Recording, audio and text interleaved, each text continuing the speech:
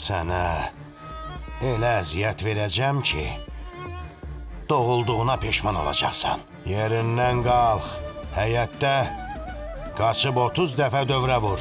Ustad, Dur dedim. Zübeydə Fərhada hər şeyi danışsa necə olacaq? Ondan sonra Fərhadla münasibətlərim tamamilə pisləşə bilər. dəqiq məni öldürmək istəyir. Bəsdir, sən daha ona işləməyəcəksən. Hər şey qaydasına düşməyənə qədər heç yerə getməyəcəksən. Mən risk eləyə bilmərəm. Xəbəriniz varsa, sizin idarədə işləyən vətəndaş Qumru Yoldaşova itkin düşüb. Hə, xəbərimiz var. Bu məsələ ilə bağlı bir-iki sualım olacaq. İçəri girsəm olar?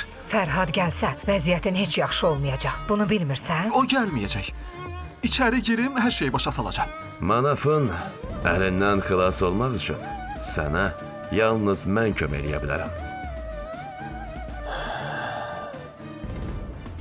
O icazəsiz otağa girib. Dedim axı ağlayırdı, təsəlli verməyə gəldim. Manaf səni onun yanında görsə, başımıza iş aça bilərik oğlum.